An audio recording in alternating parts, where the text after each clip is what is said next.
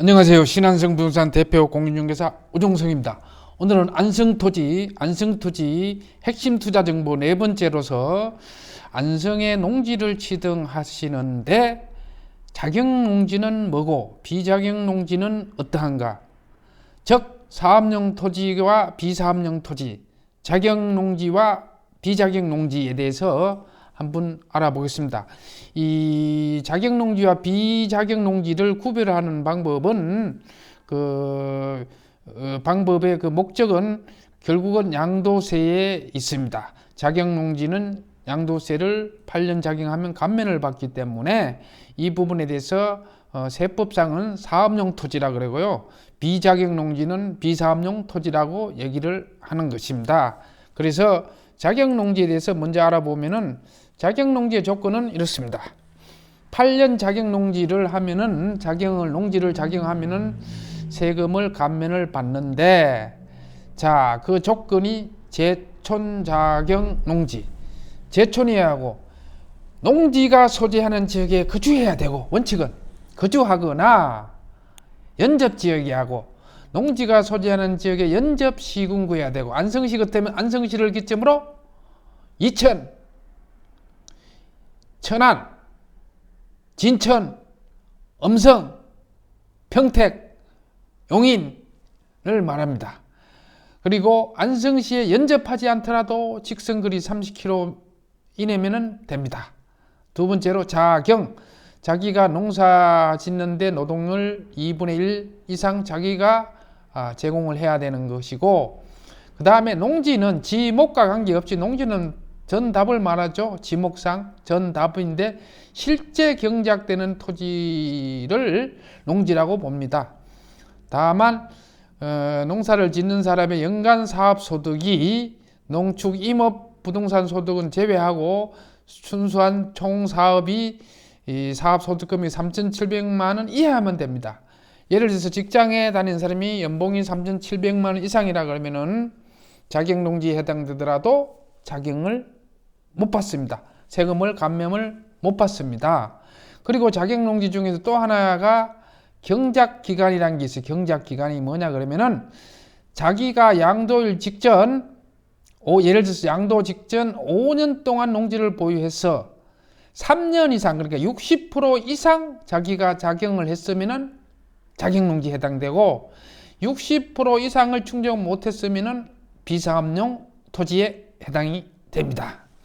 그러니까 8년 자격농지의 조건이 제촌, 자경, 농지해야 되고, 경작기간이 3분의 1을 충족을 해야 되고, 총급여 소득은 3,700만 원 이하야만 되는 것입니다. 그래서 그러면 이 자격농지에 대한 양도세 감면은 조세특례제한법 시행령에 나와 있습니다. 66조 1항 농지가 소재하는 시, 군, 구 안의 지역. 2항 안의 지역에서 연접한 시군구 안의 지역. 안성 같으면 아까도 말씀드렸죠. 이천, 음성, 진천, 천안, 평택, 용인 이런 6개 지역을 말하고요. 연접하지 않으면은 안성으로부터 직선거리 30km 이내의 지역이면 가능합니다. 예를 들어서 안성에 땅을 사신 분이 하성에 어느 지역에 있는데 안성에 연접지는 아니지만 직선거리로 쟀더니 30km 이내면은 가능합니다. 그래서 자, 방금 말씀드린 안성시 연접지역은 이천, 음성, 진천, 천안, 평택, 용인이고요.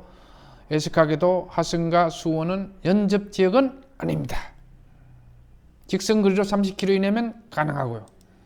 자, 그러면은 자격을 했을 때 서류가 매매계약서, 등본, 토지대장, 초본, 농지원부. 어떤 분들은 그래요. 농지원부가 있는데요. 농지원부만 있어서는 안 되고요.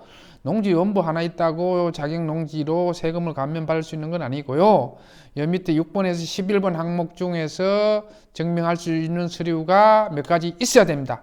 예를 들자면 직불금 수령 확인서, 조합원 가입 증명서, 농자재 구입 현황, 이런 경영지에 등록 확인서, 이 사항들이 전부 있어야 되는 건 아니고 여기에 몇 가지만 있어도 입증이 되면은 자격농지로 해서 세금을 사업용 토지로 봐서 세금을 감면받을 수가 있겠습니다. 자, 비사업용 토지는 앞에서 말씀드린 대로 자격농지 조건을 맞추지 못한 것이죠. 그런데 비사업용 토지 중에서도 예외되는 것이 있어요. 앞에 조건을 못 맞추더라도 즉 자격농지 사업용 토지로 보는 것은 주말농지, 주말 영농체험으로 취득한 농지는 비사업용 토지가 아니고 자격농지로 사업용 토지로 보고, 그 다음에 상속 개시나 상속일로부터 3년 이내나 이농일로부터 3년 이내는 농지는 자격농지로 봐서 사업용 토지로 본다, 그런 얘기입니다. 그 다음에 농어촌공사에 땅을 사서 농지를 8년 이상 임대했을 때 자기가 농사를 안 짓더라도 그런 경우는 자격농지 사업용 토지로 본다, 그런 얘기입니다. 그래서 실전 사례에 들어가서 실질적으로 전에 유튜브에서도 한번 말씀을 드렸어요. 제가 이 땅을 매매했는데 농지에다가 농사를 짓는 방법이 여러 가지가 있겠죠. 뭐 벼를 심은 논농사를 지을 수 있고 밭농사를 지을 수 있는데, 대표적으로 밭농사 중에서도 뭐 많죠. 야채를 심고 깨를 심고 유실수를 심고 심지어 소나무 심는 것도 농지에 농사를 짓는 거에 해당되는데, 여기 소나무를 심었는데 이게 이제 농지로 인정을 못 받았는데 소위 말하는 물반 고기반, 풀반 소나무반, 소나무 가지치기를 안 했어요. 그래서 이거는 농사를 지을 수 없다 해서 비사업용 토지, 너 작용을 할 수 없다 그래서 비사업용 토지로 해서 양도세 10%를 더 물었습니다. 또 하나, 이것도 마찬가지. 2차선에 붙은 제가 실제 매매한 땅인데 여기 소나무도 심고 잣나무도 심고 꽃나무도 심고 뭐 여러 가지 심었어요. 꽃나무 심는 것도 자경에 해당됩니다. 농사 짓는 거 해당되는데 풀이 너무 우거져 있어요. 풀이. 그래서 이것도 자격농지로 볼 수 없다 해서 비사업용 토지, 즉 세금을 10%더 물은 사례입니다. 그래서 세율을 보시면은 2021년 현재 적용되고 있는 겁니다. 지금 양도소득세가 의원이 발의를 해가지고 양도소득세 장기보유 특별공제나 이런 부분을 줄이는 부분으로 양도소득세가 지금 발의를 했는데 그건 아직 확정이 아닙니다. 내년에 가봐야 됩니다. 정권이 바뀌면 어떻게 될지 모르고요. 제가 판단할 때는 통과되기 어렵다고 보는 거고, 현행 세율은 이겁니다.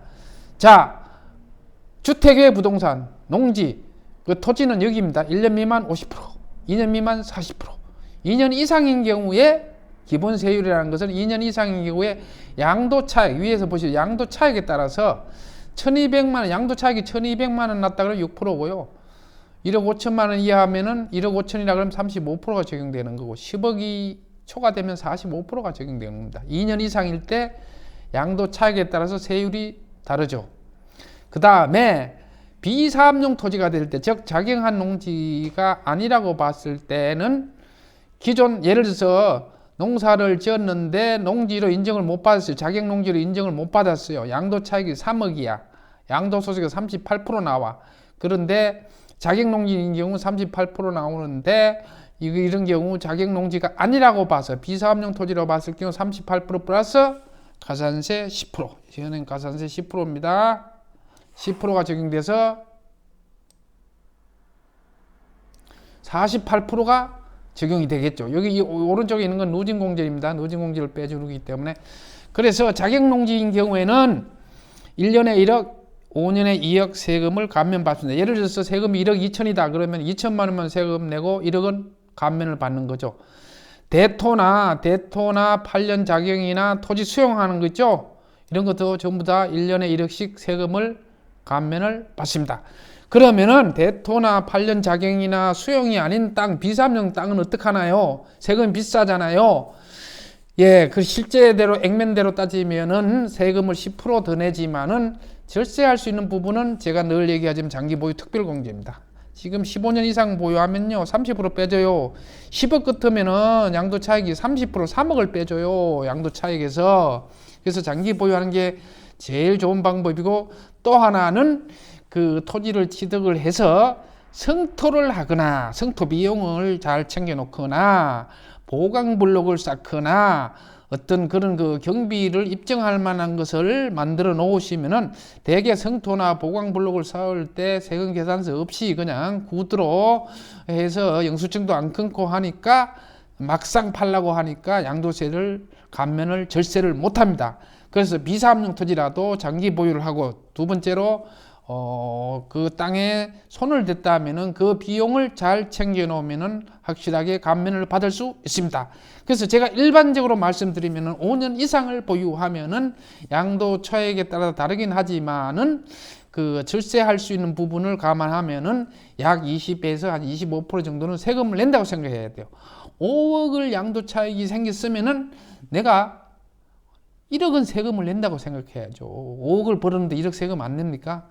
그 비사업용 기준으로 했을 때 그런 개념으로 농지에 투자를 하셔야 되고, 또한 중요한 것은 그 땅을 그러면은 지금 농지법이 지금 농지 3법이 강화돼 가지고 지금 그 농지 취득이 쉽지 않지 않냐고요 이렇게 물어보는데, 예, 그럴 수 있습니다. 그러나 안성시거나 안성시 연접지가 아닌 사람들은 농지 취득하실 때, 예를 들어서 서울에 있는 60대 분이 농지를 안성에 땅을 산다, 농지 취득할 수 있습니다. 이런 부분은 직장을 퇴직하시고 나이나 여러 가지 여력이 되기 때문에 농지를 취득하는데 농지청이 나올 가능성이 크지만은, 서울에 사는 젊은 30대 직장인이 농사를 지어본 경험도 없는데 안성에 농지를 사서 자기가 직접 농사를 짓는다고 얘기할 때 농지청이 나오기는 사실상 어렵다고 봐야죠. 이제 그런 개념이지, 농지 취득은 가능합니다. 이때 농지란 전답 취득은 가능한데 내가 작용을 할 수 있나 못하냐, 그거는 별개의 문제입니다. 그렇기 때문에 그 점을 유의하셔서, 아직은 농지 취득하는데, 대한민국은 자본주의입니다. 자유민주주의 국가고 농지 취득을 하는데도 약간의 제한은 있지만은 현실적으로 가능한 부분이 많다는 것을 말씀드리고 오늘은 여기서 마치겠습니다. 감사합니다.